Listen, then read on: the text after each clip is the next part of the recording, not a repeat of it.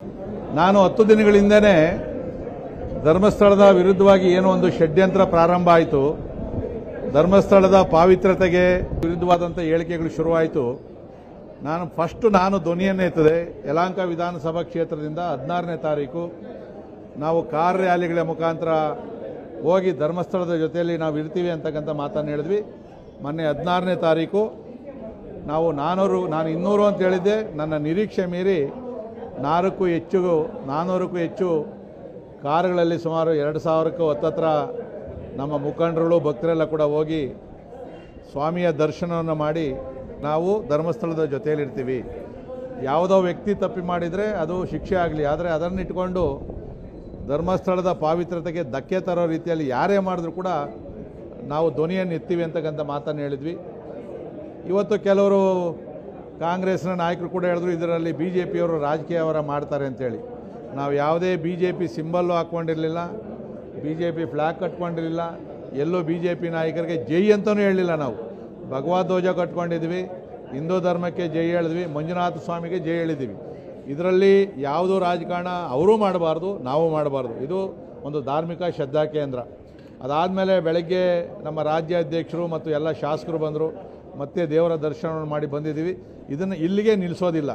ಈಗಾಗಲೇ ನಾನು ನಮ್ಮ ಗ್ರಾಮಾಂತರ ಜಿಲ್ಲೆ ಬೆಂಗಳೂರು ನಗರ ಜಿಲ್ಲೆಯ ಎಲ್ಲ ನಮ್ಮ ಮುಖಂಡರುಗಳು ಮಾತಾಡಿದ್ದೀನಿ.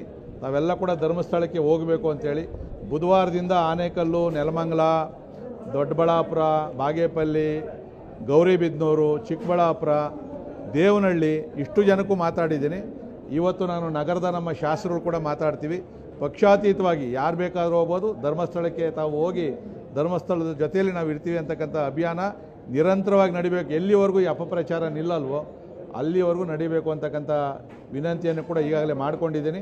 ಮತ್ತು ಇವತ್ತು ಯಾರು ಧರ್ಮಸ್ಥಳದ ಬಗ್ಗೆ ಮಾತಾಡಿದ್ರೆ ಅವರ ವೈಯಕ್ತಿಕ ವಿಚಾರಗಳಿಗೆ ನಾವು ಮಾತಾಡ್ತೀವಿ ಅಂತೇಳಿ ಒಬ್ಬ ಜಗದೀಶ್ ಅಂತೇಳಿ ನನ್ನ ಮೇಲೆ ಮಾತಾಡಿದ್ದಾನೆ, ನಿರಂತರವಾಗಿ ಮಾತಾಡ್ತಾ ಇದ್ದಾನೆ. ನಾನು ಧರ್ಮಸ್ಥಳದಿಂದ ಬರೋವರೆಗೂ ಅವನು ಏನೂ ನೋಡಿರಲಿಲ್ಲ. ಆದರೆ ಇವತ್ತು ನಾನು ಅಸೆಂಬ್ಲಿಯಲ್ಲೂ ಕೂಡ ಅವನ ಮೇಲೆ 11 ಕ್ರಿಮಿನಲ್ ಕೇಸ್ ಐತೆ. ಕೋರ್ಟು ಕೂಡ ಅವನನ್ನು ಜೈಲಿಗೆ ಹಾಕಿತ್ತು 3 ತಿಂಗಳು. ಹೈಕೋರ್ಟಲ್ಲೂ ಕೂಡ ಅವನಿಗೆ 2 ಲಕ್ಷ ದಂಡ ಹಾಕವ್ರೆ. ಅವನು ಬಾಯಿಗೆ ಬಂದಂಗೆ ಮಾತಾಡ್ತಾನೆ. ನಿನ್ನೆ ನಾವು ಧರ್ಮಸ್ಥಳಕ್ಕೆ ಹೋದಾಗ ಬಂದು ಯಲಹಂಕದೊಂದು ಫ್ಲೈಓವರ್ ಮೇಲೆ, ಯಾಕಂದರೆ ಅವ್ನು ಕೆಳಗಡೆ ಇಳಿಯೋಕ್ಕೂ ಧೈರ್ಯ ಇಲ್ಲ, ಫ್ಲೈಓವರ್ ಮೇಲೆ ನಿಂತ್ಕೊಂಡು ಈ ಜಾಗ ಧರ್ಮಸ್ಥಳದ 2008ರಲ್ಲಿ ವಿಶ್ವನಾಥ್ ಡಿನೋಟಿಫಿಕೇಷನ್ ಮಾಡಿಸ್ಕೊಟ್ಬಿಟ್ಟ, ಅದನ್ನು ಬೇರೆಯವ್ರಿಗೆ ಯಾರಿಗೋ ಮಾರಿಸವನೆ ಅಂತೇಳಿ 100ಕ್ಕೆ 200 ಭಾಗ ಸುಳ್ಳನ್ನು ಹೇಳಿ ಹೋಗವನೆ. ಕೆಲವರು ಜನ ನಂಬ್ತಾರೆ ಅದನ್ನು. ಆಮೇಲೆ 100 ಕೋಟಿ ರೂಪಾಯಿ ದುಡ್ಡನ್ನು, ಬ್ಲ್ಯಾಕ್ ಮನಿಯನ್ನು ಮೈಕ್ರೋ ಫೈನಾನ್ಸಲ್ಲಿ ಇಟ್ಟಿದ್ದೀನಿ ಅಂತ ಹೇಳವನೆ ಅವನು.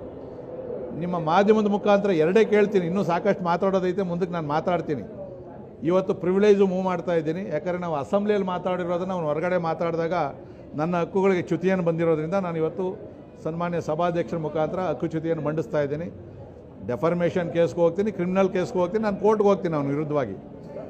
ಇವತ್ತು ಅವನು ಏನು 2 ಹೇಳಿದ್ದಾನೆ, ಅದರಲ್ಲಿ 0.001% ದಾಖಲೆಯನ್ನು ಕೊಟ್ಟರೆ, ಸತ್ಯಾಂಶವನ್ನು ಹೇಳಿದ್ರೆ ನಾನು ಆ ಕ್ಷಣದಿಂದ ರಾಜಕಾರಣದಿಂದ ನಿವೃತ್ತಿ ಹೊಂದ್ತೀನಿ. MLA ಆಗಿರೋದಿಲ್ಲ. ಇವತ್ತು ನನ್ನ ಕ್ಷೇತ್ರದ ಜನಗಳಿಗೂ ಹೇಳಿ ಬಂದಿದ್ದೀನಿ ನಾನು. ಯಾಕಂದರೆ ನೀವು ಸ್ಪಷ್ಟವಾಗಿರಬೇಕು, ನಾನು ಆ ಥರ ಮಾಡಿಲ್ಲ ಅಂಥೇಳಿ. ದಾಖಲೆಗಳನ್ನು ತೆಗೆಸಬೇಕು. 1 ವಾರ ಟೈಮು. ಆ 100 ಕೋಟಿ ರೂಪಾಯಿ ನಾನು ಇಟ್ಟಿರೋದು ದಾಖಲೆ ಕೊಡಬೇಕು. ಇಲ್ಲ ಅಂತಂದರೆ ನಾನು ರಾಜೀನಾಮೆ ಕೊಡ್ತೀನಿ. ಇಲ್ಲ ಅಂತಂದರೆ ಅವನು ನಮ್ಮ ತೋಟದ ಮನೆಯಲ್ಲಿ ನಾಯಿ ಇಲ್ಲ ನನ್ನ ಹತ್ರ, ಇವನು ನಮ್ಮ ತೋಟದಲ್ಲಿ ಕಾವಲಿರಬೇಕು. ಅವ್ನು ಸಂಬಳ ಕೊಡ್ತೀನಿ, ನಾನು ಸಂಬಳ ಕೊಡ್ತೀನಿ, ಊಟ ಹಾಕ್ತೀನಿ. ಯಾಕಂದರೆ ಇವನು ಒಂಥರ ನಾಯಿ ಥರ. ಆ ನಾಯಿ ಇದ್ದರೆ ನನಗಲ್ಲೊಂದು ಸ್ವಲ್ಪ ಸೇಫ್ಟಿ ಇರ್ತದೆ, ಕಳ್ಳಕ್ಕಾಕರು ಕೂಡ ಬರೋದಿಲ್ಲ. ಈ ಚಾಲೆಂಜನ್ನು ಓಪನ್ ಆಗಿ ಹೇಳ್ತಾ ಇದ್ದೀನಿ. ಅವ್ನು ನಿಜವಾಗೂ ಕೂಡ ಅವನೇನೋ ಪೌರುಷ ಇದ್ದರೆ, ತಾಕತ್ತಿದ್ದರೆ ಈ ನನ್ನ ಚಾಲೆಂಜನ್ನು ಅವನು ಸ್ವೀಕಾರ ಮಾಡಬೇಕು. ಇಲ್ಲ ಅಂದರೆ ನನಗೆ ಮುಖಾಮುಖಿ ಆದರೂ ಸಿಗಬೇಕು. ಎಲ್ಲೋ ಮನೆಯಲ್ಲಿ ಕೂತ್ಕೊಂಡು ವಿಡಿಯೋ ಮಾಡಿಬಿಡ್ತಾವ್ರೆ. ನಮ್ಮ ಹುಡುಗರು ಹೋದ್ರೂ ಕೈಗೆ ಸಿಗ್ತಾ ಇಲ್ಲ. ಹೋಗವ್ರೆ ಸನ್ಮಾನ ಮಾಡಬೇಕು ಅಂತೆಲ್ಲ ಶಾಲುಗಿಲೆಲ್ಲ ತೊಗೊಂಡೋದ್ರು ಕೈಗೆ ಸಿಗ್ತಾ ಇಲ್ಲ. ದಯವಿಟ್ಟು ನಿನಗೆ ಆ ಥರ ದಮ್ಮಿದ್ರೆ, ಧೈರ್ಯ ಇದ್ದರೆ ನಾನು ಒಬ್ಬನೇ ಬರ್ತೀನಿ. ನನಗೇನು ಯಾವುದೇ ಹೆದರಿಕೆ ಇಲ್ಲ. ನನ್ನ ಎದುರು ಮುಕ್ತವಾಗಿ ಮಾತಾಡು, ದಾಖಲೆ ಕೊಡು, ಮಾತಾಡು.